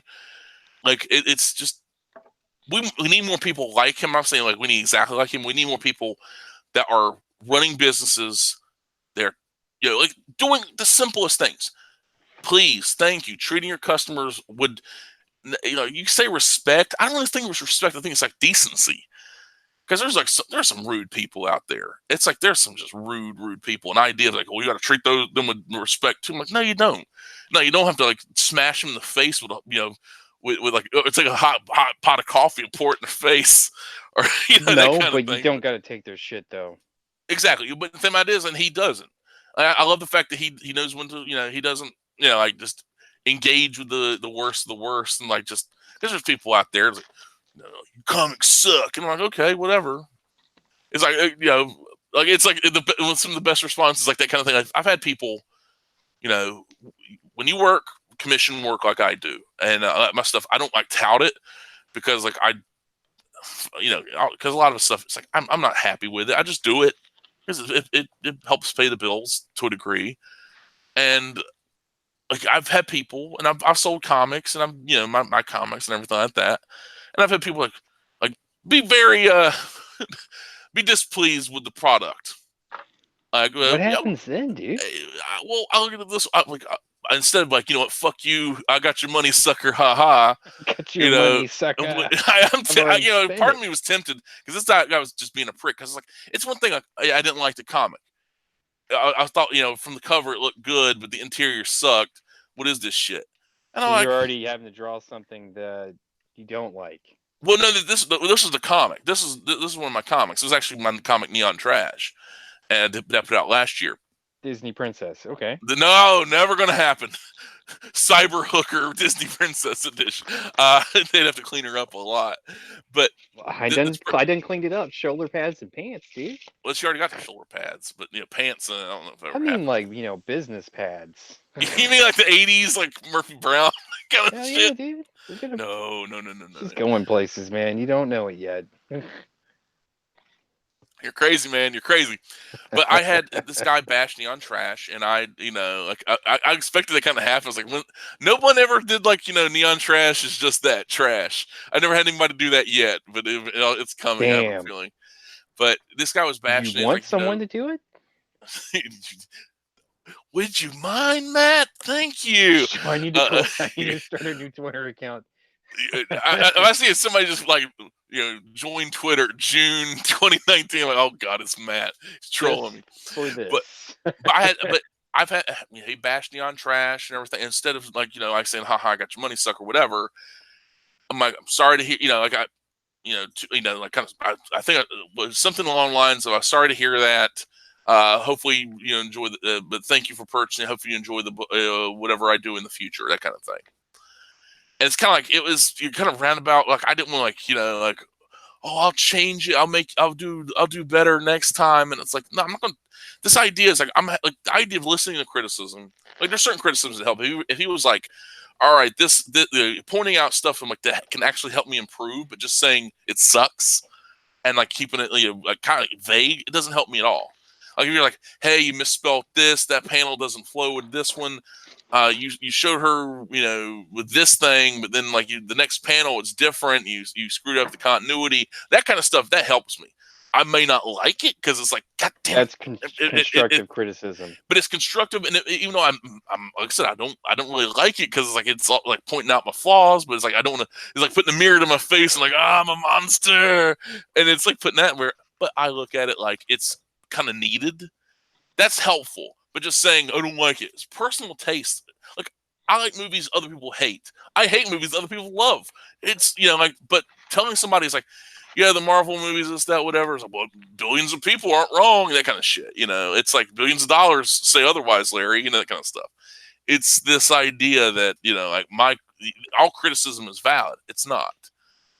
Certain criticism is, but not all criticism. It's like if you can vocalize it, if you can word it in certain ways to actually be helpful and actually be, like this idea is like, well, you shouldn't be borrowing this much from this artist. Like, I can't help it. That's my inspiration. It's like that kind of thing. It's like, like, oh, like it looks too much like Mike Allred's work. I'm like, well, thank you. He's one of the big influences in my artwork. But yeah, there are people that don't like Neon Trash. Yeah, I like. Hopefully they'll buy the next volume, the 40-page magazine size, full color, Kablam printed Neon Trash Storm Warning, which is being inked now. It'll be inked, then it'll be colored, then it's gonna be lettered, and then it's gonna be sent off. I'm gonna do a test print, make sure it's good. I'm probably gonna do Indiegogo, and don't know timetable. Hopefully before the fall, because it's 40 pages I got to ink, and I'm doing basically day labor work, commission work, and other work on the side. You need to bring in some help, dude. No, he's not working on anything right now. Help means money, and I don't have that. I don't have that to spare. I looked at it, dude. The cheapest letter I could get would be about around $10 a page. Now you do the math. Do the math. $10 per time. 10 times 40. Larry's gonna have to get another job. I think what's that's the math what my on that, crystal man? ball says. What's the math on that? 10 times 40. That's a lot. That's 400. 400. That's $400 at least. I'd have to spend to letter this comic if I wanted to letter it, like and get it published through Alterna or something on those lines. I don't have $400 to just willy nilly spend. That's why I didn't go to Heroes Con this year. There's a couple people there I was kind of interested in seeing.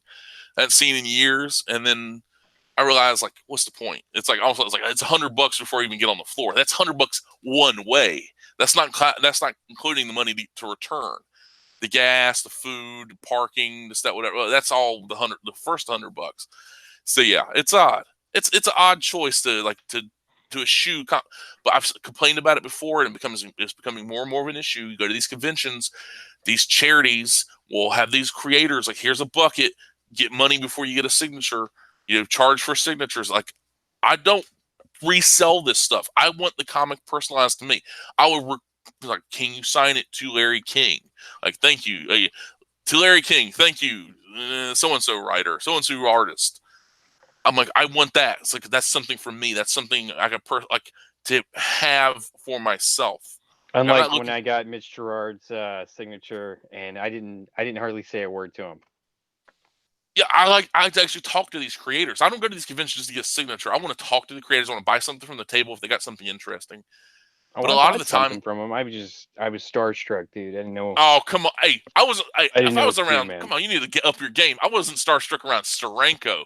Steranko was just like shooting a shit with Steranko. Like I would probably stay at least a mile away from that guy because I don't know. I don't know what to say to that guy. He's in a whole nother plane of existence. It was once you figure out something like kind of to break the ice with, and like because he was talking about some of his artwork, and I was like, he had this thing as a 20 panel sequence called Frogs. It's about like this weird frog and an experiment and everything. And I said, this image right here, I was like, this image right here by itself, that would make a poster like that right there. Like I could see, because it's such a striking image, but this whole thing, a banner wouldn't even be complete. You'd have to have something a sizable wall, if not bigger. And even then, it wouldn't feel like it was actually capturing everything that you're trying to tell this visual narrative, and that you are pushing visually. That you need no words to push this, and the fact that you are, in my opinion, the American pioneer of that. If there's another artist, please tell me about it. I'll look them up too. I basically do like that kind of thing. It's like the fact that you telling Jim, it's like you pushed comics narrative. You pushed it into another arena. You pushed it into the future.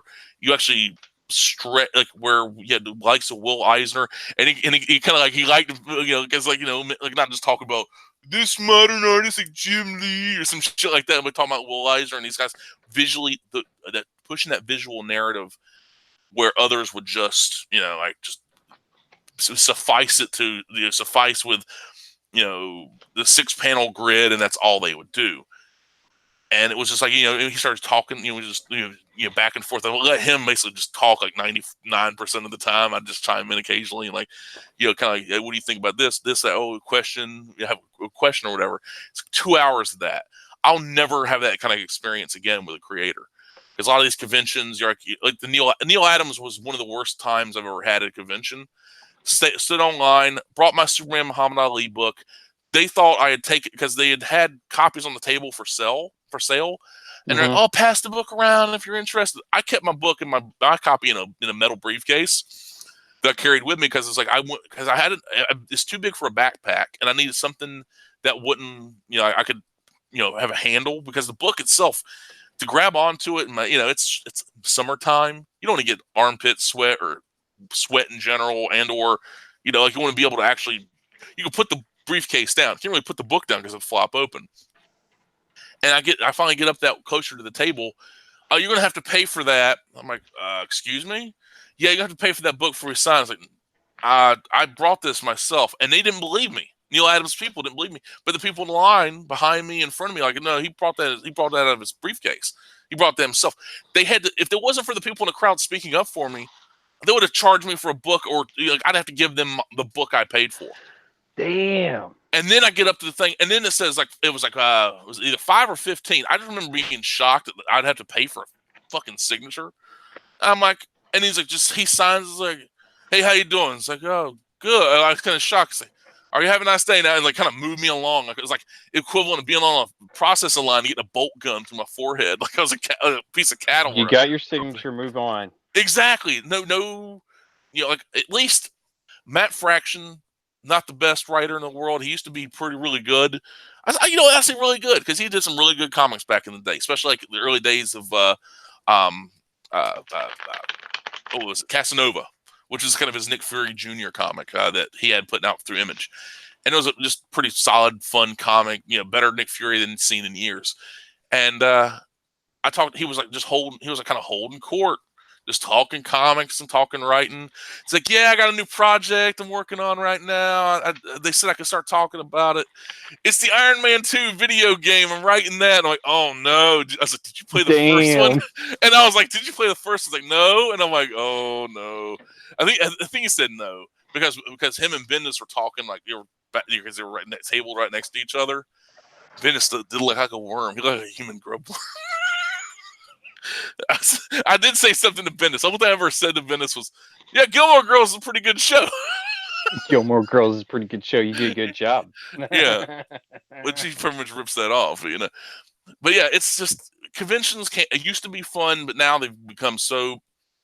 One of the most disappointing, other than my "fuck you, George Perez" thing, where George Perez was at a convention. He was at the area that they were used for the gaming area. They had like tabletop gaming. I think it was like 3 or 4 tables from the border, and I couldn't find him. He was like supposed to be at a table. They moved his table. Then he was at a panel, and they changed the panel room and all this and that. And it's like, oh, he's signing after the panel, and like he was like they were just shifting him around all day. So I'm getting jerked around because the previous year I'd met Marv Wolfman and got my Crisis on Infinite Earths trade paperback signed, and talked to Marv Wolfman about the Flash and about Crisis on Infinite Earths, and like Marv, if it wasn't for you, I got into DC Comics. I was a Marvel guy for so many years. It's like, what? He's like, oh, I did some work at Marvel. So, I know, and I love it. Well, I know. It's like, oh, I know, man. It's like you put your tenure in the comics. There ain't nobody gonna take that from you. and like how great You're not a Teen fucking Titans nobody. is. Yeah. But if it wasn't for Crisis, I wouldn't have got, because like the such a rich tapestry, and it's like, even though it's like death of these universes, this, that, whatever, the comic still exists, and that's one thing I loved. I was like, that's, and he had like, the funniest thing. I wish I had got this out of him. He's like, well, I left I left it open for even though he's like, even though Mark Wade brought back Barry tiny bit in his Flash run, with the Wally West Flash run. Mhm. He's like, Marvel's like, there's a way you bring Barry Allen back, like, I kind of wish I'd asked him, and I'm like, oh no, because they eventually did that, and it was just how he got rebirthed and everything. And bye bye Wally, bye bye the rest of the Flash family. You get pushed aside. All that character growth, I'll screw that. Hey, the Here comes. JSA apparently is coming back.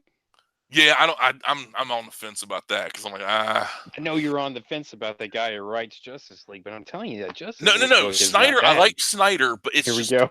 I like Snyder, but the problem with Justice League is it's trying to be too wacky, and I didn't like the going from, it's like over the top concept. Here's ape men with wings and this and that. I'm like, that's in small doses, that's fine, but it was just trying to do too much right off the bat, and the whole they go in inner space. When they were inside, the shrunk inside and this and that, whatever. I was like, oh, Shit got but real, dude.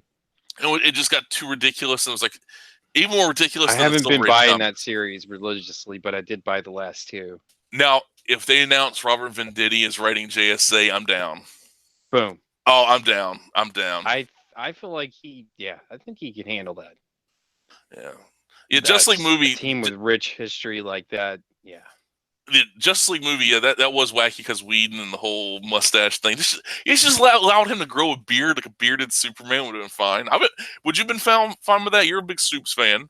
I feel like the fact that his hair would have still been growing. I mean, in the comic book, obviously, he had long hair for a period of time, and that was attributed to that situation. So I would No, buy it. Yeah. no, the last part, don't worry, you didn't have to delete that. That's fine. It's actually a great idea, because, like, like you mentioned that, because I was thinking about that the other day. It's like, if they just allowed it, because you'd say, well, Zod, he didn't, but maybe because they froze Zod, but they didn't freeze Supes. They just put him in the ground. Yeah, But he's the idea dead. of, like, and like a little longer, maybe a little rattier hair, a beard. I like that, or at least like scruff, like heavy scruff or whatever. Yeah, I've been fine with that. I'd love to see that kind of thing, like this idea of this bearded Supes, like hobo Superman kicking ass, Not knowing where he is. All he knows is that he's alive, and the last few things he remember, Batman trying to kill him. it's fucking Batman trying to kill him. So yeah, that would probably make you a little erratic. They should. It's in my ideas. They should have brought in Martha right off the bat. Martha Kent. Like, roll her up in there, like her and Lois at the same time, and like chill him down, cool him off. These two right here. Yeah, like, you recognize these people? Oh, sorry, Batman. Wonder Woman, I'm trying to choke you out. Hey, Flash, I'm sorry I broke your leg, dude. It's like that. He killed kind of Batman. He died in that scene. Yeah, but it's just. Oh yeah, Batman. It turns out it won't Batman. It was Jason Todd the whole time, or something like that. It was John Paul Valley. They had to hurry up that storytelling. They didn't want to wait to cook the goose, man. Man, they just it was such a mess of a film. I think people would have responded more to a bearded, a rougher looking Superman who Black suit. I don't imagine he would have shaved, cut his hair coming out, just coming back to life. He would have been disoriented. He wouldn't have known. I think in my mind, I feel like it's more of like the Lazarus Pit, but maybe not the madness. That's what I was expecting. And then, like, you could show him like tear off a bit. We're not ever tear off the ship, but when we go to the ship and like uses heat vision to bounce off the ship to cut his beard, like you do in the comics. Like where you would do a mirror, but it's like it's in the Kryptonian ship. The shave the beard. So it's like he's gonna have a piece of that around the shave. It's like whatever. But yeah, But if JSA is written by Venditti, that's an instant buy. I don't care what. I don't care who the artist is. I'm buying that. Even if it's Zurcher. What if it's Bendis? Bendis writing it? Hell no. Never going to happen. If it, Bendis, that's a DOA book as far as I'm concerned. Booth comes in for don't you do it. Don't you do that. I'm going to see if you really want to buy this book or not, Larry. Okay, if it was Venditti with Booth on the art, it'd be a reluctant buy, but I'd still buy it. I'm like, You'd be I'm buying standing it there for. looking at it on the rack for an hour. I'd be like, I'm buying it for Venditti. It's like, close your eyes, think of Queen and Country or something like that. You put it at the bottom of the stack when you get up to the counter. Don't take it out from there. Just scan it. It'd be like equivalent of a porno comic. It's like, really, you're buying this? You put the shades on. And with the shades on, got the trench coat, the hat, the brown bag to put the comics in.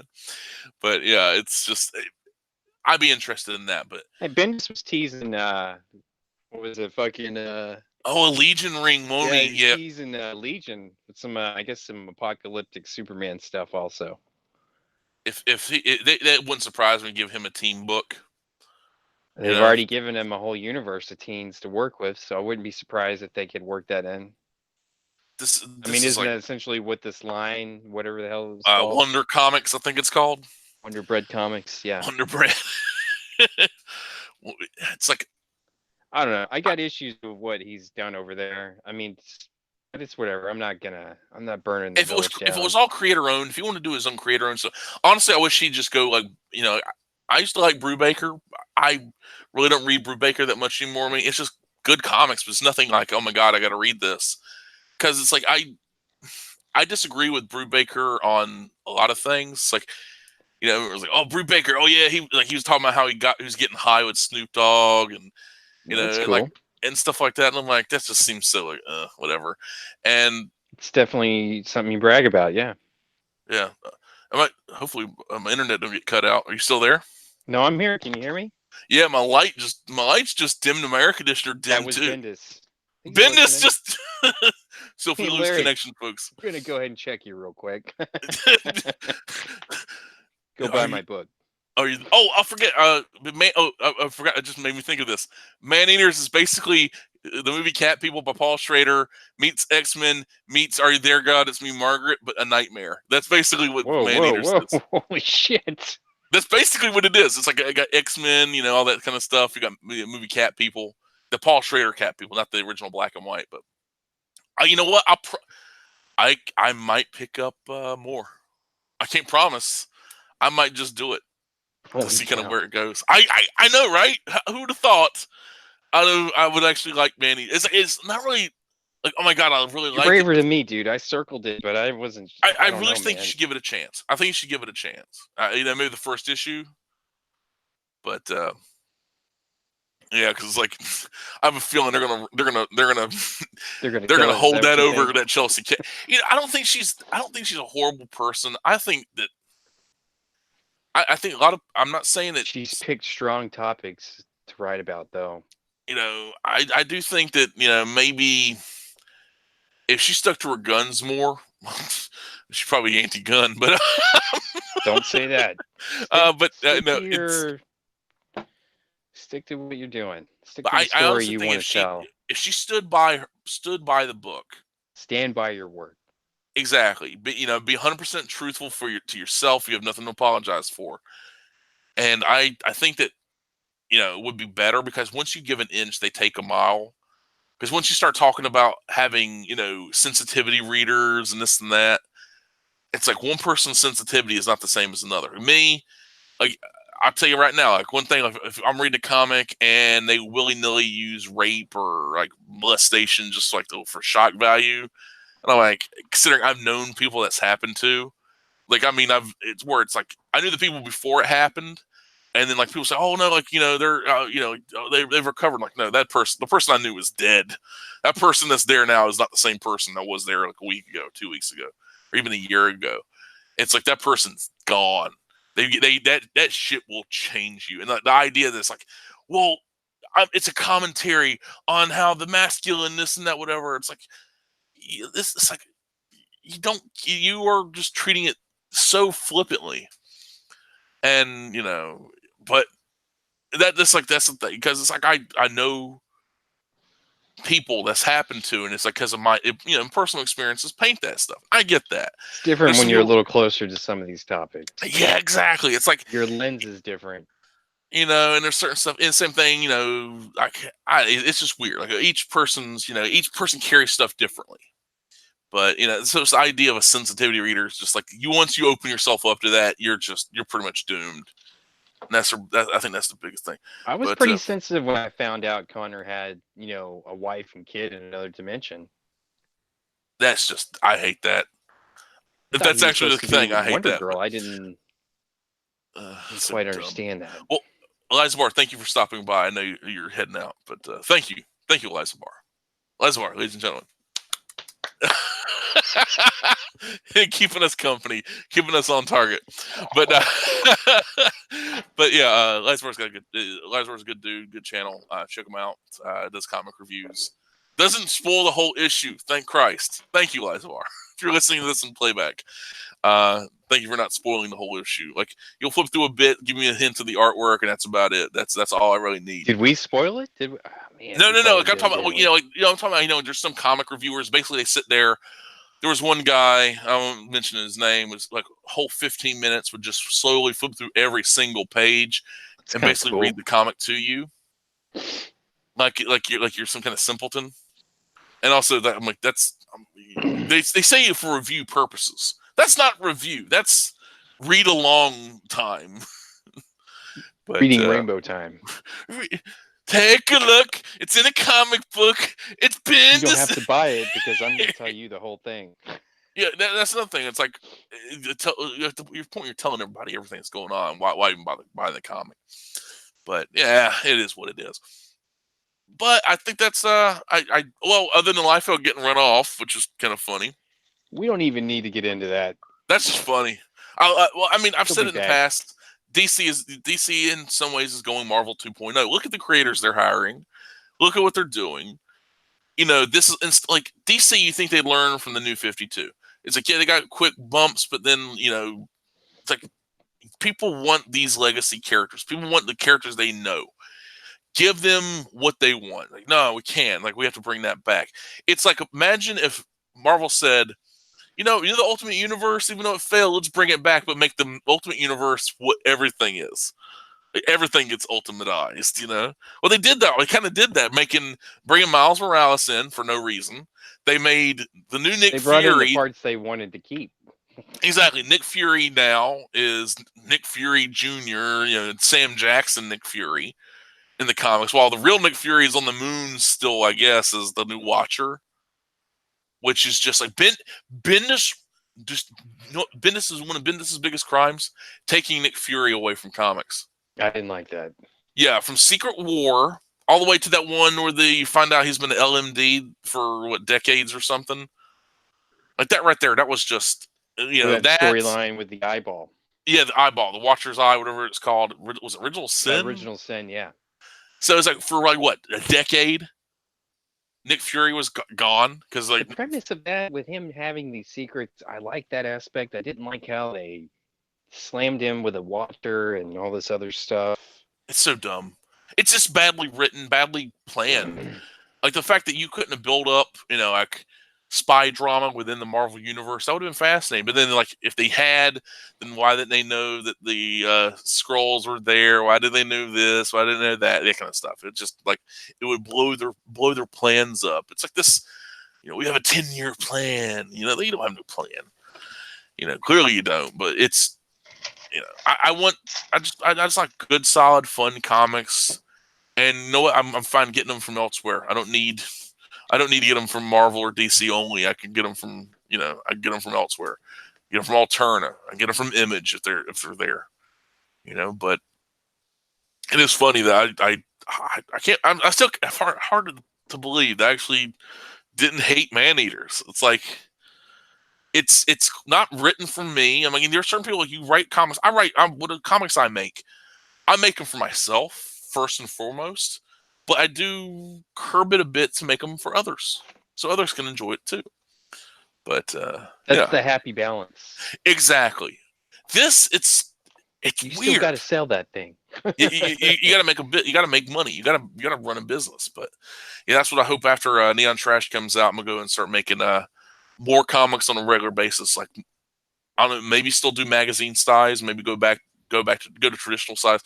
The reason I'm going magazine is like I can put more panels per page. I can make the arts bigger, and I think it just also it stands out. But if people are already buying those basically magazine-sized DC Black Label books, so why not? It's like that. It isn't like something new. It's like about the size of 2000 AD. Actually, that's one thing I wanted to do is bring back that little Ace comic I was doing, the anthology comic experiment, little short stories and stuff like that. And like I could, you know, I know some, I know some concepts I've been kind of kicking around, like concepts, characters, and stuff like that. And a story that won't really fit a full issue would be stretched out and padded, and like I don't want to pad it, so I just do a 4-6 page story, like in a 2000 AD style format, probably black and white interior, but I don't know, like it's an option, or maybe just do a full color. I don't know. The black and white would be cheaper to customers, like the color cover black and white interior, so that's one thing, but it's something to consider at the very least. So it is what it is. And I think with that, unless you got any closing thoughts, Matt, I think we're going to wrap it up. I think we've nailed everything I wanted to talk about today, man. All right, good. As always, Hawkman's good. Venditti has not screwed up at all.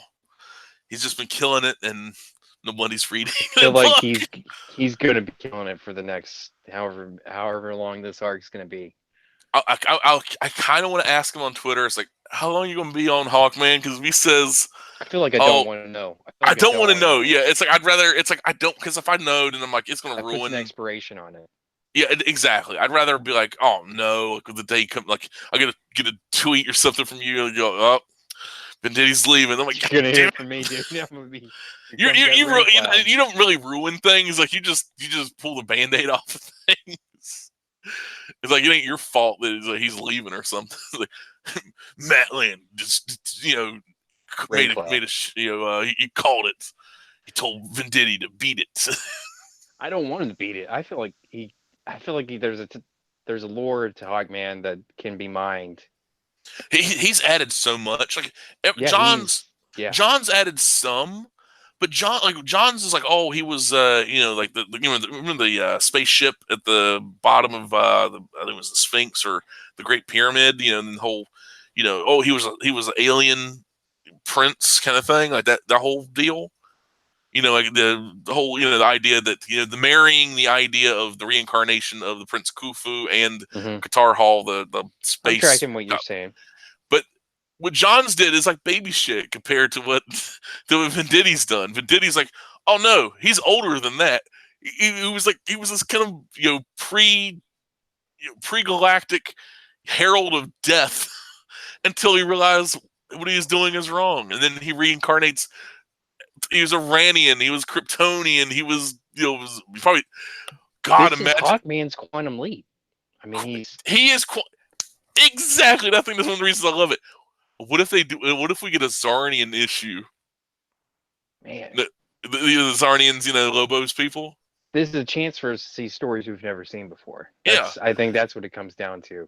Oh God, I want to see. I want to see like really old school stuff. I want to see like the more adventures of like the the past lives and stuff like that. Maybe dig into a lot of pre-crisis stuff. I mean, I don't mean present crisis. I mean old, like Crisis on the Earth. Yeah, like yeah. I want to see more stuff. I'm just looking forward to whatever he does. He's gonna be mining that stuff, real well. But it's gonna be good stuff. As long as Venditti's writing, I'm down. I'm in. I'm strapped in. As long as he's driving. please don't change gears. Please don't change up on writer. But who knows? Who knows? Go back to the alien in the spaceship. Oh God, playing Hawk World. I love the fact that they acknowledge Hawk World perfectly in that the first couple issues. But it gets even greater than that afterwards. Like, oh my God, I was like, oh, this is really getting good. It's like it gets better. It gets so much. It's a lot better. Yeah. How many times can you actually be positive? Like, of course, positivity about it. Nobody cares. So if we were like ragging on it the whole time, it's like you have to be ragging about certain things. More. How dare they? How dare he illustrate this with so much detail? I'm just too much to look at. How dare they not crowdfund this comic? There's just so many people in this book. Oh my God. All right, with that, wrapping it up. Thank you for joining me, Matt. Thank you for those that listening or listened, or one listener that was Eliza Barr. People in the future. People in the future, we say hello to you. But until next time, this is New Comic Day Aftermath Nights edition, going off the air. Good night and good luck to you. Watch out for menstruating women. They'll turn into werecats and kill you and your entire family. Good Lord. Goodbye.